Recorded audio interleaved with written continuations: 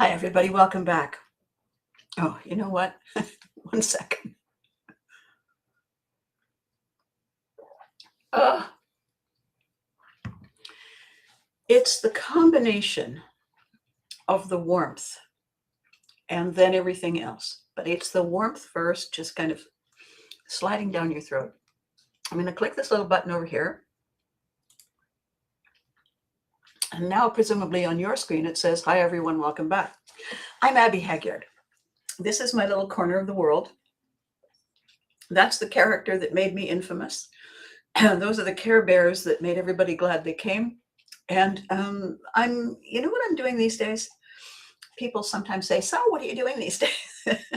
So, oh, this and that.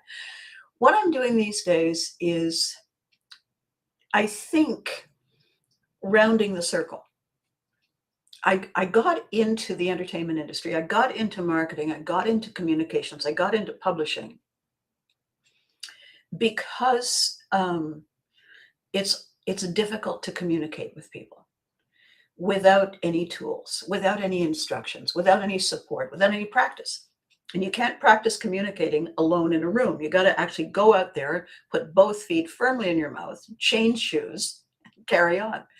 And what I felt back then when I was a kid, military kid, having to communicate all over again in every new place. And I grew up very shy, only child.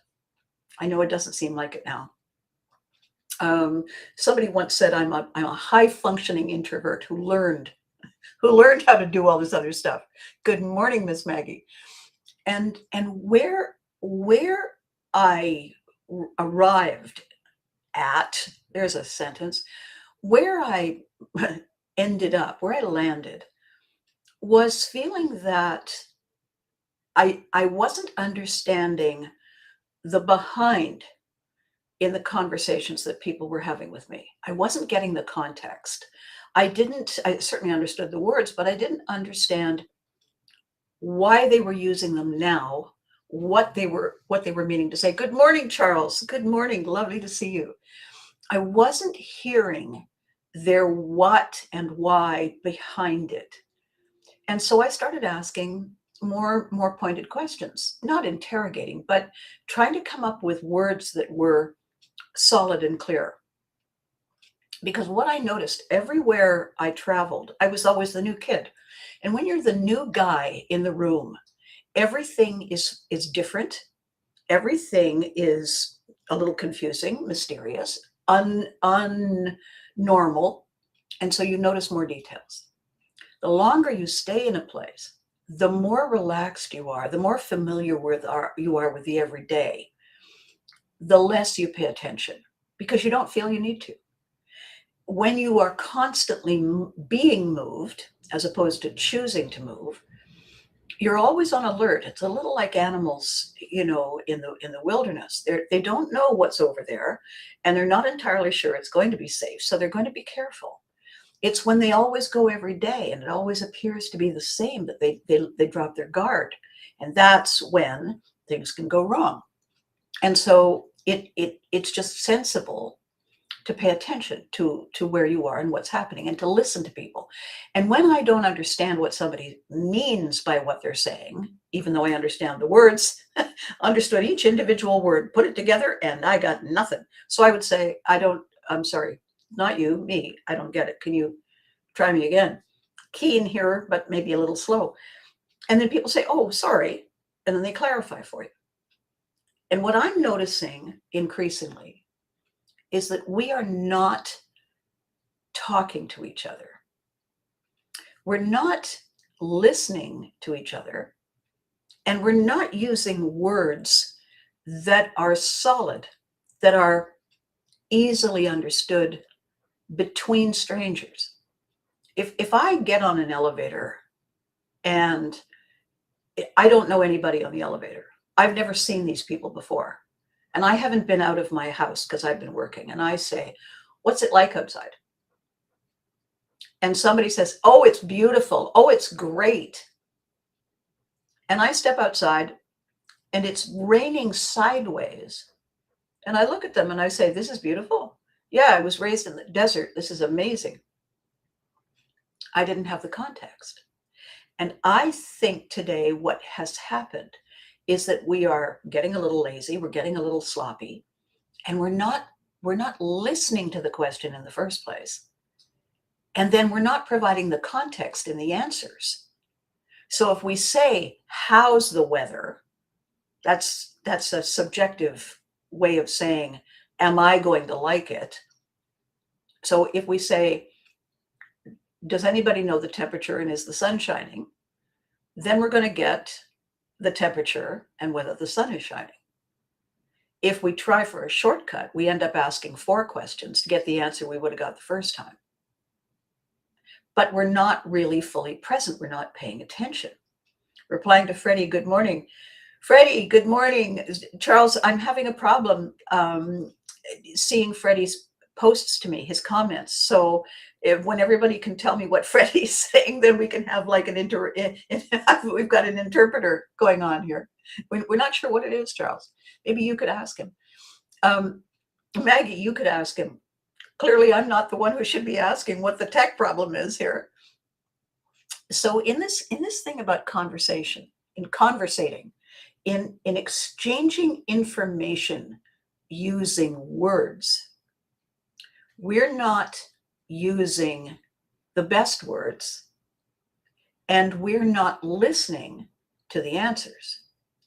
So we are not actually having conversations. I'm just going to take another quick sip, and I'm going to give this amazing example.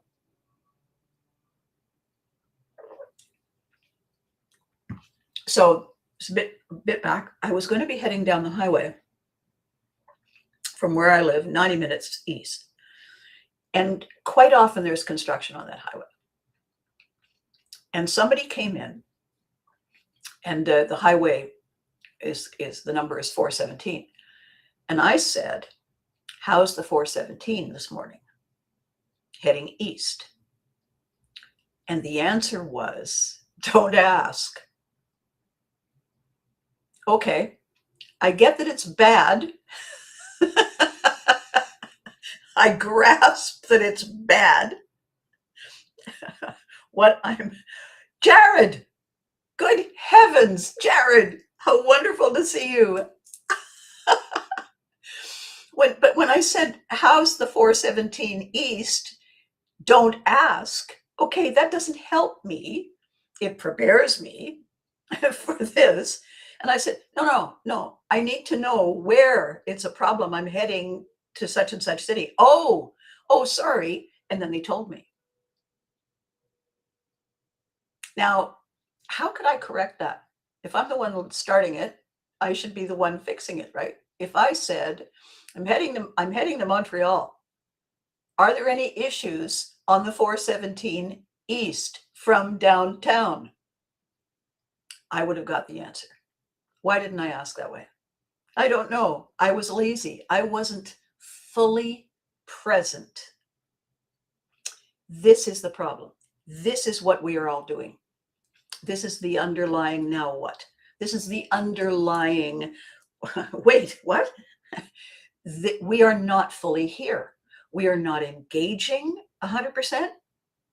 We're not paying attention 100%. And we're not delivering 100%. And we're walking around wondering why we're in a fog, why we feel disconnected, why we feel unseen, why we feel nobody's listening anymore, why we feel that nobody cares. If each one of us said, I started it, I'm going to change what I do. And I know that sounds all Pollyanna, but seriously, lead by example. So I had this moment happen to me during COVID. I was in a grocery store, the one I went to all the time, and we're all wearing masks. And I would always make a point of saying hello specifically to the cashier and looking them in the eye, because nobody was looking at each other. We didn't want to connect. We didn't want to catch anything. And because you have a mask on, you can't tell if somebody's friendly or not. And it completely messed with our ability to make a friend, be a friend, and feel like we were appreciated. So I would go up to the cashier like an idiot, I'm smiling behind the mask, thinking it's going to make a difference. But of course, and I'm saying, behind the mask, I'm smiling at you. And then the cashier would just say, oh, thanks, still not present. And I got into the habit because I would say, how are you? And I'd really look at them. So how are you? And they would say, fine, and you, which means they weren't listening. They heard that the question was the routine hello, but they didn't hear the intention behind it because they weren't fully listening. They were on autopilot. Because, by the way, every day, pass the food, pass the thing, pass the what's it, next. So they checked out. It's funny, at the checkout counter, they checked out. So one day I said, I have a question for you. Yes? On a scale of 1 to 10, how is your day? I guess it's a 4. I said, I'm so sorry to hear that. What's the number you'd like? I wouldn't mind an 8. I know, right? Now their whole energy changed. I'm not being a Pollyanna. I'm not being a Mother Teresa. I'm not compulsively hugging people. I want their energy to change because their energy washes over me. And I have to work harder to find my good spot. So if I trigger them, then they will resonate back on me. And the ripple effect will be exponential. That's the science. That's the plan. That's the strategy behind this, right? Looking radiant today. Well, thank you, Jared. It's good to see you too. My goodness, it's been too long. Holy cow. I was posting some pictures from the Fame launch the other day. I was thinking about everybody. So cool. We'll have to chat at a higher level. For everybody, Jared was one of the people who came all the way up to Ottawa for the Fame book launch back in 2016 because there was a documentary film crew he was part of. They were doing a documentary on Nickelodeon called The Orange Years. And they came to my book launch because it was all about us and it was all about You Can't Do It on Television. It was all about the kids and it was all about what it was like to be famous, right? So that's how far back this goes. My God, Jared, it's 10 years. So what I've been doing, Jared, while we haven't been talking, is I have created these podcasts. I call them ABCASTs, twice a week. And I'm talking about this new direction I'm on. And maybe you'd like to, maybe, you know what? You and I need to talk. Because what I'm choosing to do is give people a key to get back through the door where they used to be excited about their day, where they used to look forward to things, where they no longer felt ho-hum and overwhelmed. And how I'm doing this is by building a program, building a concept, and then these videos are basically getting people excited and interested and into the boat to help me row this thing. And I need all the help I can get. So if you're in, then let's do that. Let's have a chat. And everybody else, Charles is involved, Maggie's involved, Freddie's involved, Eddie's involved. Everybody I can possibly get whose lives feel different because of anything I was ever part of. I want us to collectively together figure out how to reconnect that, re-trigger that. All right, then, we're walking here. And get rid of this toxic bleh. So the conversation today, Jared, is in our sloppy, lazy language. We have lost our interest in actually talking to each other. We have forgotten that when we use a soft word like it's fine, nobody really knows what we mean when we use that word. It's a lazy word. If I say the sun is shining, I know, isn't it gorgeous? Yes, it is. Unfortunately, I'm allergic to the sun. Oh no. And then you have a conversation about how they compensate. And now you're actually having a real conversation with another person. Now we are reconnecting. Because the problem is that we are all disconnecting and disconnected. And it's not working. We tried that. We played there, right, Jared? We played there and closed. We're not playing there again, except that we are. So I'm giving people the tools. I'm giving them the keys to the door. I'm showing them the how. And last week we had a huge milestone breakthrough. I was talking about the now what. When we thought things were going fine and suddenly we realized they're not. And the question we all hear ourselves ask on the inside is now what? And then on Thursday last week, you can go back actually if you have the time, Jared, and watch it. On Thursday, I said, and the two words that come before now what? The two words are, wait, what? Because the thing we thought was happening isn't happening. Wait, what? Now what? And this is where we all are.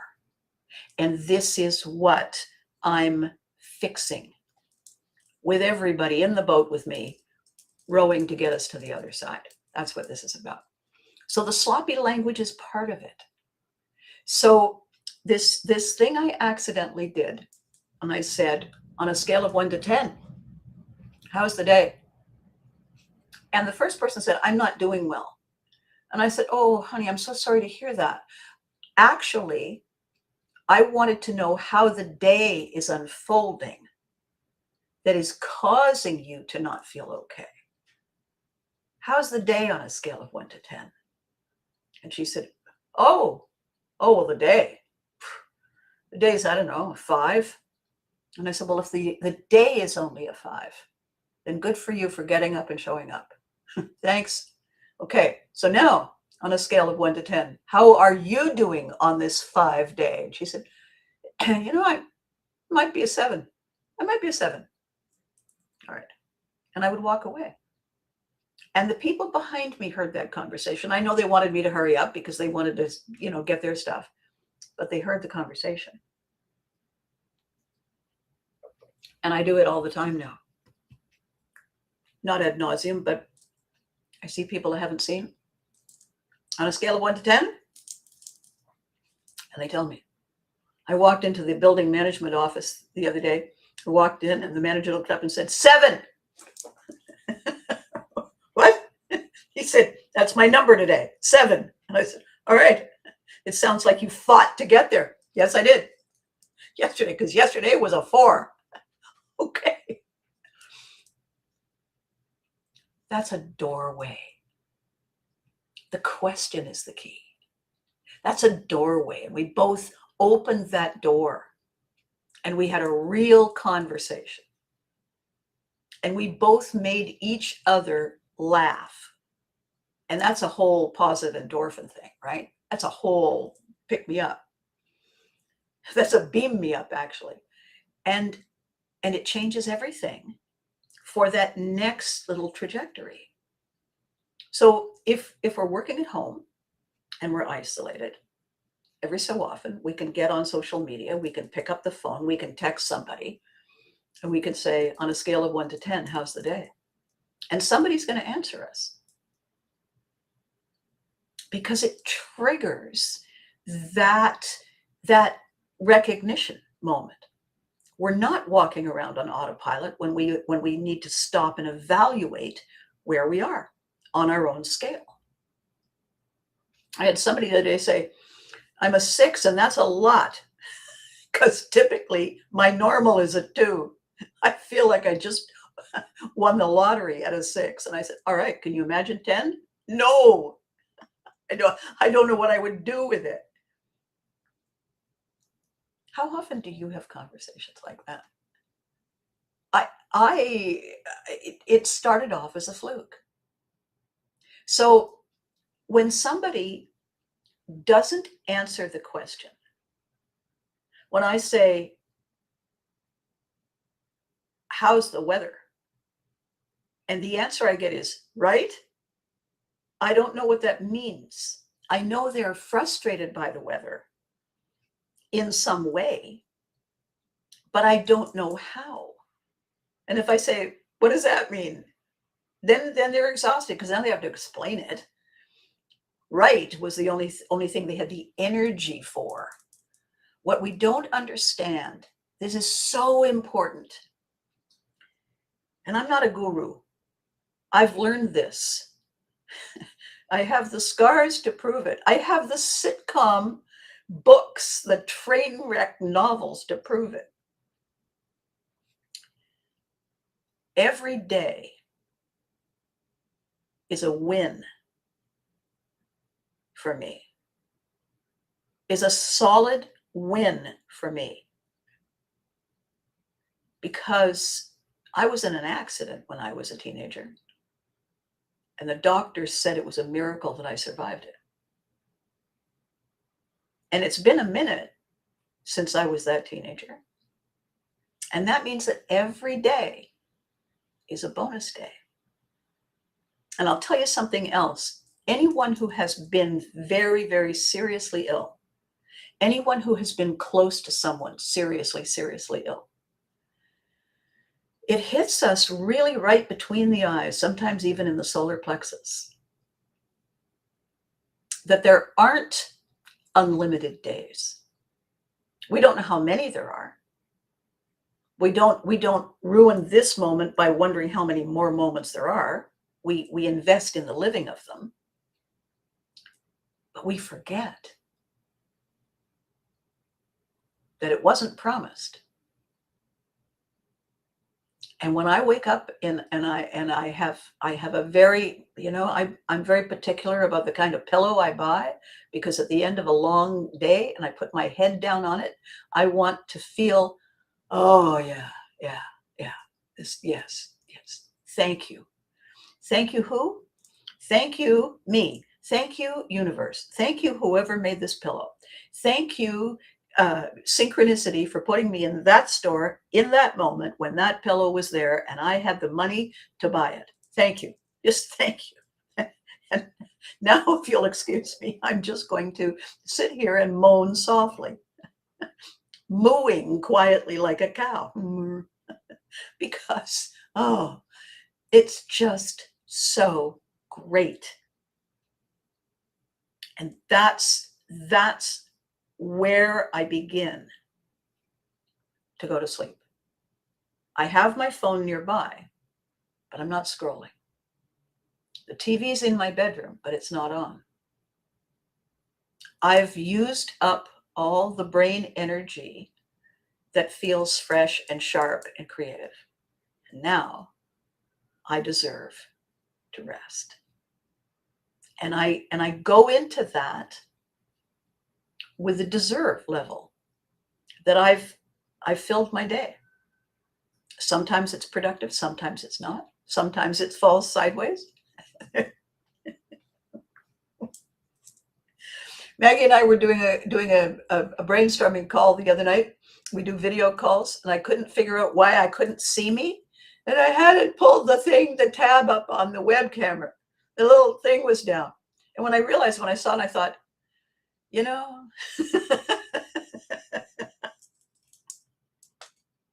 I'm a professional. I went, hi, how you doing?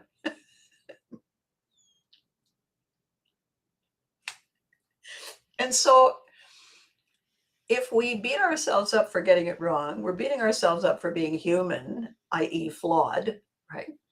If we're using soft, lazy language because we don't have the energy or we can't be bothered, then why are you talking at all?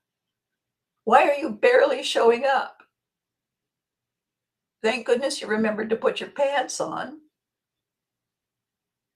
But why aren't you showing up? I can't believe it was 10 years, right? Glad I caught. Yes. Go back and watch previous lives if I get some time. Just listening. Oh, thank you. Thank you. Just listening to me took you from a 7 to a 9, Jared. You are too kind. You are too sweet. That was a pretty amazing. It was one of the most fun things, Jared. I think the look on all your faces the night before the launch, right? When we went for dinner and all you thought was going to happen was we were just going to have dinner. And then Christine came in and you all turned into little pillars of salt. You were just little statues. You could not believe that I had pulled off that secret on you guys. Oh my God, that was the best, wasn't it? Rhea, good morning, good morning, good morning. All these crazy people came up from the US for the famed book launch. the night before. They came the day before to help us set up, right? So they all of a sudden we had a road crew. Oh boy. And we set everything up and then we went out for dinner, right? We went out for dinner. They didn't know that Christine was coming to the book launch. They were hoping. They didn't know for sure. And they did not know she was going to come and join us for a bite to eat. So we're just in a pub, right? We're all talking and everything. And then she's standing there. I saw her coming in, but they're not looking up. They're not looking over there. We're having this conversation. And all of a sudden she says, "Is there room for me?" And they all looked up and they just kind of went,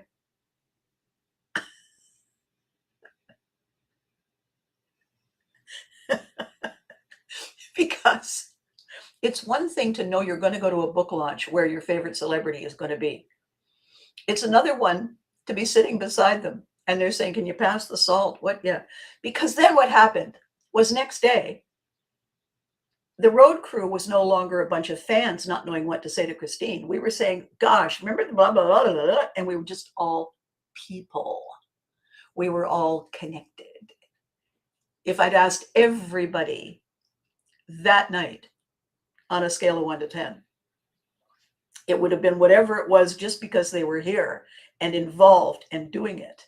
And then it would have gone up and over at the 10 and around the block after Christine joined us. It was pretty amazing. What a great thing to pull on everybody. Saying, and Kevin, oh gosh, wasn't that amazing? You know, when I post that picture, everybody says, "Who's the tall guy? Who's the big guy?" They don't recognize them. So the conversation today, the biggest part of this, all the setup is about, what are you trying to say? What are you asking for? What is the reason you're connecting? What do you hope to gain? That's all the stuff that should be going on and is going on. It's just that it's got lazy, right? So now here's the thing that I want to talk about that's serious. I mean, it's all serious, but this is deeper level serious. Okay, give me 1 second here.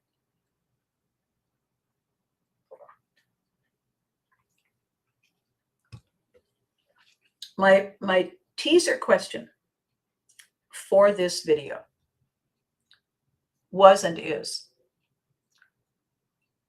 if I say, "What do you do for a living?" do you say, "I am"?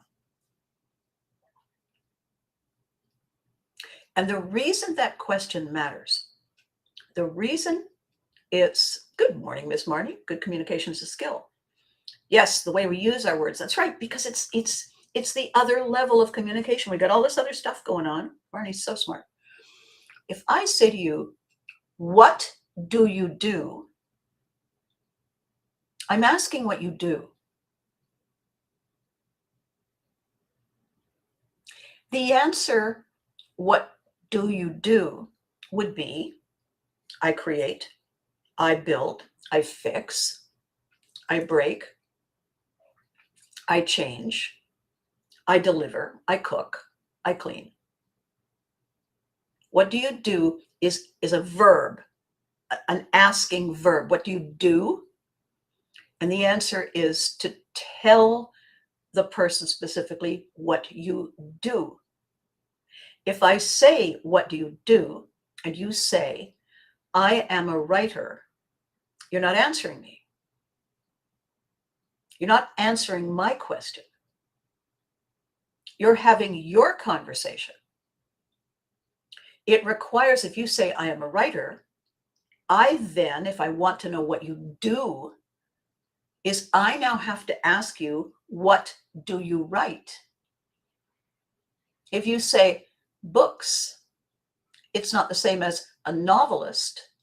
I'm a novelist. I write novels. I write fiction. I write romance. I write travel guides. I write instruction booklets for IKEA. Now I know what you do. Now I have a better understanding of the sort of person you are and what your day is like. You have given me a window into your life. What do you do? I work in healthcare. I work in a hospital. I provide I do brain surgery. What do you do? I'm in the legal field,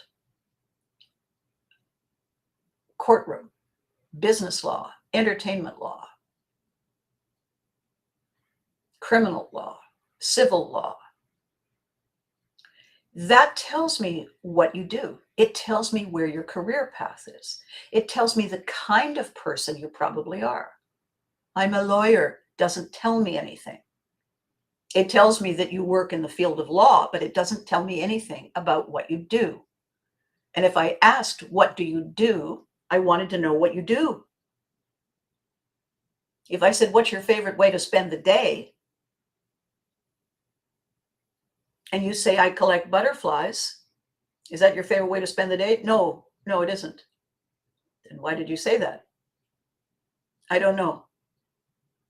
Okay, so what is your favorite way to spend the day? I like bowling. Okay. Then why did you mention butterflies? I don't know. All right, then. This is the problem. And here is the more difficult element about this. If I ask you what your career is, if I ask you how you fill your day, and you say, I am this, you are twinning, you are tying your identity to a job, to a task, to a set of functions. The only thing wrong with that is that over time, that is how we see ourselves. We do not see ourselves as Abby. We see ourselves as Valerie Prevert, dear God in heaven. That's why she's over there. She's not over here. Get away from me. What a thought. And when a job ends, when we are downsized, when, yeah, right? Ray is laughing. When we are, I cause happy chaos with pastels and acrylics, hopefully to make others happy. Yes, you do, Miss Rhea. Yes, you most certainly do. You cause happy chaos. I bring joy. I forgot that my shoes hurt. I bring, let's do this again sometime. That's what I bring. I bring everybody the key to step outside a discomfort zone. It's up to them to use it.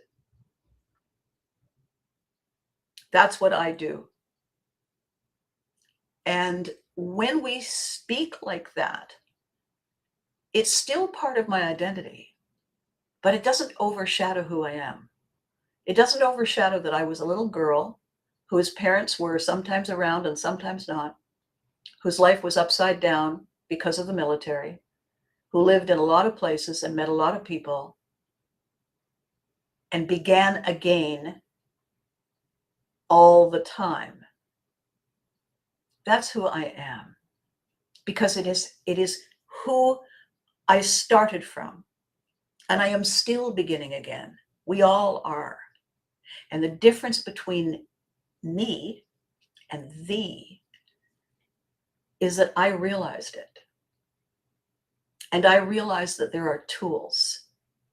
And I realized that there are actual techniques and processes that we have all learned spontaneously, automatically, subconsciously, that we don't even know we have the ability to use.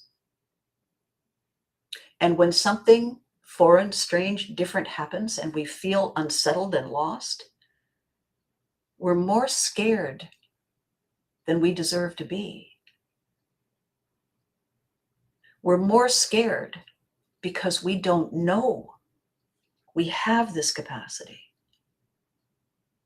Anytime I speak to someone who has lived a life like mine, and I say, shift on a dime, give you 9 cents change, and they say, absolutely. And I know in that moment, they are walking a very similar path with mine. And when I see somebody not coping well, I say to myself, I can give you a nudge. Let's see what happens when I just quietly give you a nudge. And if they resist it, they weren't ready. And if they respond positively, I do it again. Because sometimes that's all we need. Sometimes we just come to a halt and we need a bit of a nudge to get us going again. And I do that too. I went to a celebration of life on Sunday, and it was a tough, they all are, but this was tough because the beautiful, beautiful woman who had put the notice out that her lovely mother had passed. This beautiful woman owns a moving company, and they pack people before they move them. And I had found her when it was time for me to come home from my 15 years away. And she was so concerned and so ready to help me make this trip back that she and her daughter came. They own the company. She and her daughter came. They drove from Ottawa to Montreal. It doesn't seem like a lot. It's 90 minutes each way. And they packed me personally. And she said, when do you need to be? When do you want to be? When are you ready to be in your new home? And I told her, and she said, consider it done. And by the way, all the boxes and the paper, throw nothing away. When you're done with them, let me know. I'll come and I'll pick them up because I recycle, because I help people who can't afford so that their moves are possible. And sure enough, when I was ready, I also said, I've got a piece of furniture that won't fit. And she said, my boys will pick it up. And she came for the boxes and the paper, and her guys came for the furniture that I couldn't use, and they took it all away. And they didn't charge me because they contribute to the community. They contributed that piece of furniture I couldn't use. They contributed the boxes and the paper. So when I saw that she was having her event, I reached out on social media and I said, I will be there for you. End of the day, I hadn't realized that being there with her whole family moving through this transition would be a trigger for me. But it was, and I didn't notice it until I got home. And then when I got home, I said, I think I kind of need to sit down. Better yet, maybe I'll just take my shoes and clothes off and fall down. And I did. I was exhausted. The lovely people that I met, serendipitously, there were 2 parking spots. It was packed, 2 parking spots. I pulled into one of them. I find myself parked next to somebody I've known for a very long time, who turns out to be a relative. And they were older, and they were immediately surrounded by more relatives. And I ended up walking into the event surrounded by the immediate family. My beautiful friend looked up and said, how did you just do that? I said, I have no idea. I was out there. The family came along, picked me up, and I walked in. I'm part of a Roman phalanx, and I don't know how I did that. And at the end of the afternoon, I said, I'm going to be in touch with you, and you, and thank you so much, and big hugs all around. When I reached out on Monday to say thank you to the various people, I got this weird,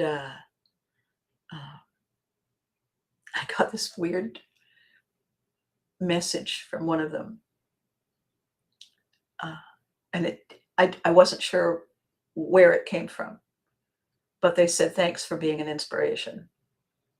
And I can't imagine what I inspired unless it was the willingness to laugh at doing something foolish, because I can't think of anything else that I did except be there and be part of it. And that's the point. This is the point. Pivotry in Motion is the project that I began during COVID. Pivotry in Motion is our moment when we realize that what was not that bad is now not good enough. That we are ready, we deserve more, we deserve better, and there's no reason to hold back. Pivotry in Motion. A pivot is a hard turn. Pivotry is the decision that we're ready to make that turn.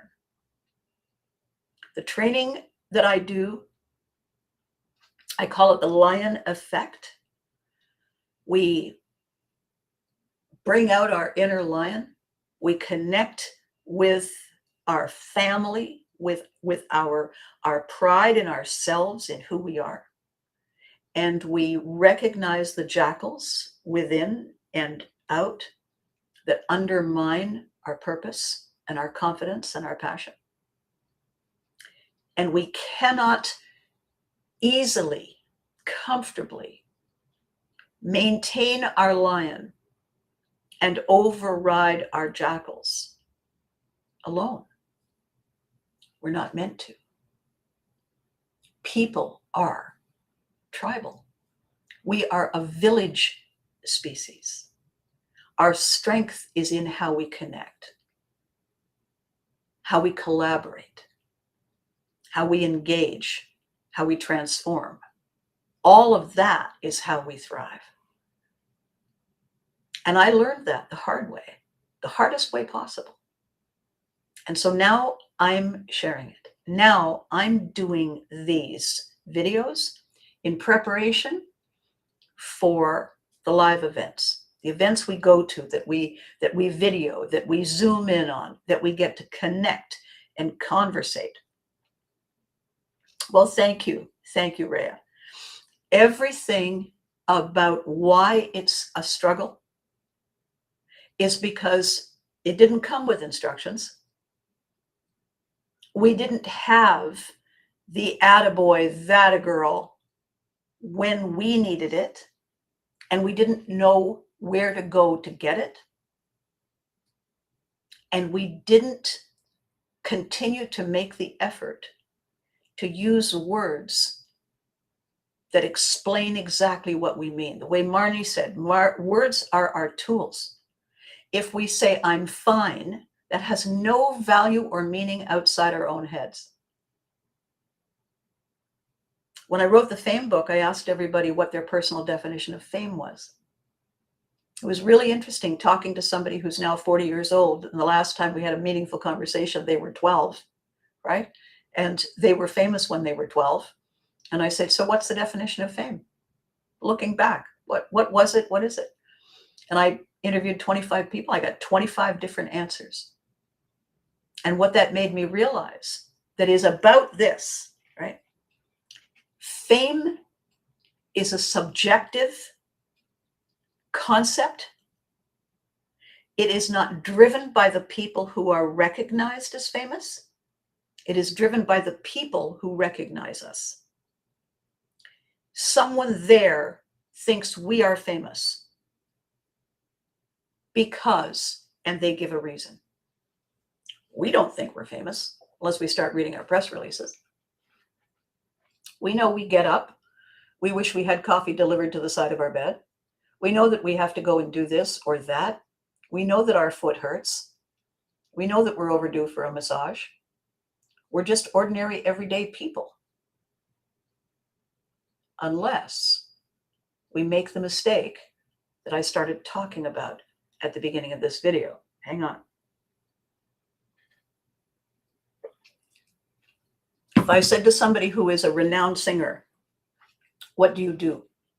And they said, I sing popular music. Where do you sing? Concerts. I tour. Do you have big concerts? Yes. What is the age range of your audience? I appeal to, and they tell me. Then I know that they are a public person. Their name is recognized. They have a certain niche audience and a certain kind of entertainment that they do. Does that mean they're famous? Yes, it does. If that many people know their name, yes, they are recognized before they even enter a room. Yes, they're famous. How we get sidelined and how we lose our way. If we believe our press release, if we decide I am what I do, I am the 50,000 people screaming my name when I sing, then we forget who we are. We become the thing. What happens when we have an issue with our throat? What happens when we have a physical ailment? What happens when there is a disaster and a concert is canceled? If we didn't sing and we didn't perform and the tickets weren't sold and we didn't go, does that mean we're nobody? No. We're still the person we were before we learned to sing. We're still the person we were before we chose that path. We are not what we do. We are who we are. What we do is how we connect, is how we work, is how we create, is how we contribute, is how we survive, is how we thrive. And they're separate. And when people don't know the difference, the lines get blurred. That's why mom is over there. She's not here. I'm not wearing that outfit ever again, says the woman who bought it on purpose. I don't need to. I don't need to, because that character is famous in her own right.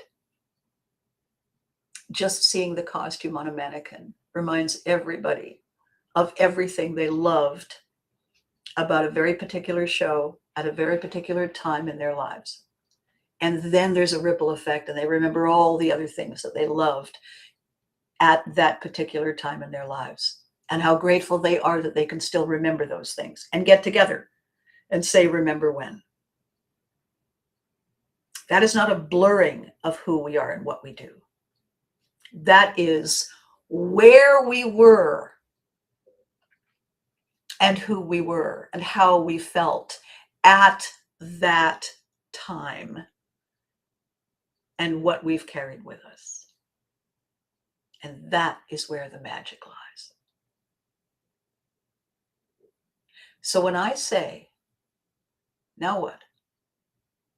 And everybody last week said, oh my God, I say that. Tell me what you mean when you say it. And I did. And everyone said, yes. Yes, I thought everything was fine. I thought everything was going to be the same. And it isn't. And I don't have the instructions. And I don't have a guide. I don't have a map or a compass. And I don't know how I'm going to get from here to the other side. Help. And I say, here I am. Here I am. My ancestors were Vikings. We were famous for a lot of things in other people's eyes. What people forget is that we were navigators. What people forget is that we were boat designers. What people forget is that we were storytellers. We were storytellers because we had no written language. We were navigators because no one had ever printed, written, created any maps. So we used the sun and the moon and the stars and crystals and the sea and the birds and the wind as our guide. And then we told everybody how we got there in a story that was unforgettable. And we were very good at fishing, exceptionally good at fishing. and exceptionally good at collaborating in order to survive and thrive. We were everywhere. There are burial sites in New Zealand where red-headed skeletons over 7 feet tall were found in New Zealand. You know the oldest Danish city still existing?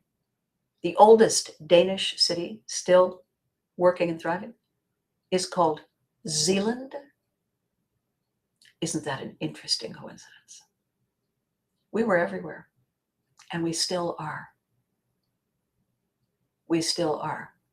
The DNA runs in all of us. That's the story. How we get here, how we keep going, how we connect, how we communicate, how we collaborate, how we engage, how we trigger and transform is our superpower. It's how we not only survive, it's how we thrive. If we have these superpowers, why wouldn't we use them? Why would we allow ourselves to use lazy language, to not really listen, to barely show up? What happened to us? What caused us to fall down so hard? It's almost too hard to get back up. That's the puzzle that I want to solve. The thing is, I can't do it alone. I need co-conspirators to help me because it's a really big puzzle. And I'm going to be all over the map trying to figure it out. So if you're willing, if you're interested, if you're ready, if you are saying you're now what? If you are saying you're, wait, what? Now what? Then we should be talking. We should be working together. I can't read your mind. If this video, if these videos, Rob, you're late to the party. For heaven's sakes, you're never late to the party. I can't wait. I cannot wait for our talk. That's going to be amazing. Mom's iconic. Thank you, Rhea. Where we are today is on the threshold. We are at the breaking wave. I have this image that I absolutely, it hit me one day and I thought, yes, and I need to share it. It goes like this. When there is a tsunami, we have 3 choices. When there is a tsunami, we have 3 choices. We have door number 1, 2, and 3. All right, hang on a second. I'm going to drink this while you think, where the hell is she going with this? Okay. Door number 1, we can run like the wind. Grab the essentials and run like hell. Flee, flee, flee. We can look at the size of the wave, pick door number 2, and just lie down because there's nothing I can do. And then there's door number 3. And door number 3 looks like this. We grab a board and we climb aboard that board. When we see the water going out, we get that board and we run out as far as we can, as far as we can, as far as we can. We get on that board and we paddle on that board as far as we can, as far as we can, as far as we can. And just as that tsunami is beginning to build, we paddle out around behind it. And we paddle. And we paddle and we paddle harder as it gets bigger and moves faster. We are behind it and we paddle and we keep paddling, we keep paddling. And the wave is starting to carry us because the momentum of the ocean is starting to carry us. And now all we have to do is navigate our way to stay behind the crest of that wave. Stay behind the crest of the wave. And we paddle and we paddle and we paddle. And when that wave crests and breaks on the beach, we are catapulted forward into our today, further and faster and higher than we could ever have done it alone. We can leverage the power of change. All we have to be is ready and willing to give it a try.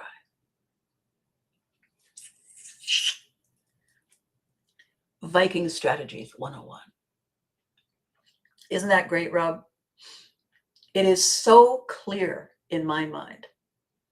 We can lie down, we can flee, or we can leverage the power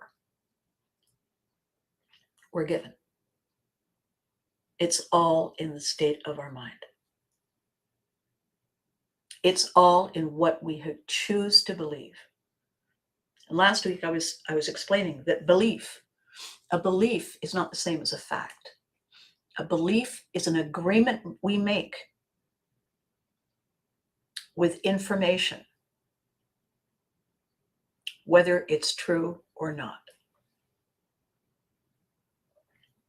If we've never tried to ride a tsunami, we don't know if we can. We also don't know if we can't.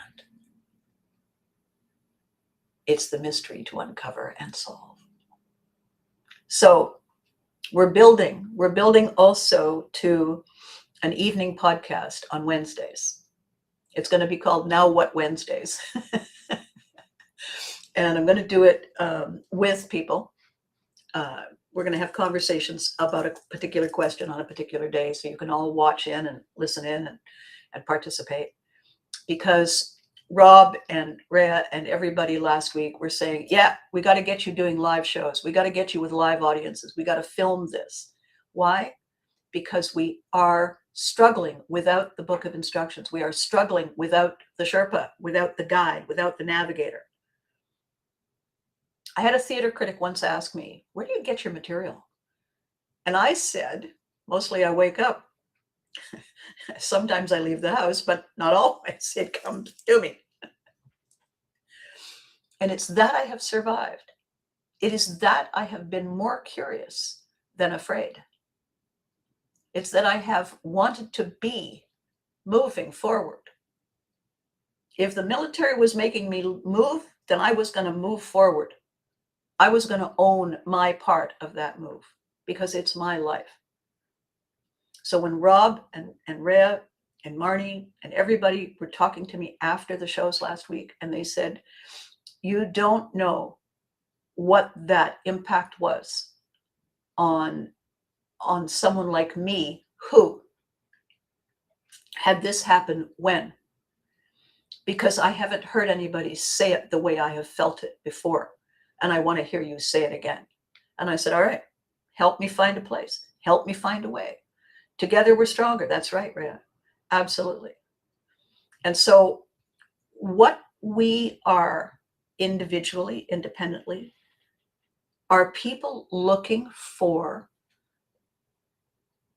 words that hit what we're trying to say and do and feel, like a hammer on a nail on the head.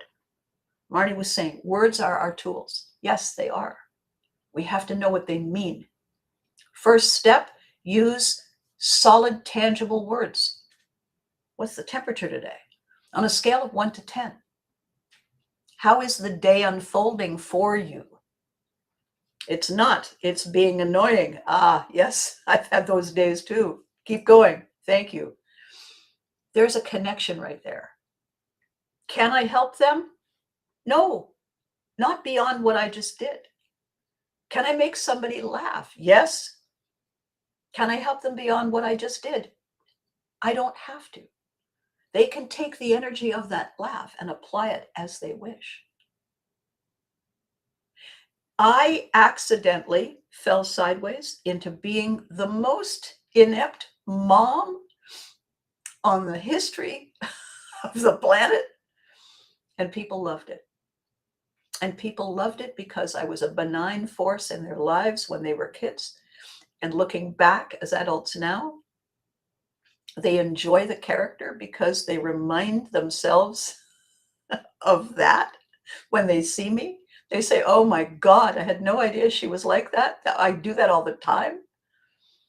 I said to somebody once, anybody who is 12 years old now is a decision maker today, right?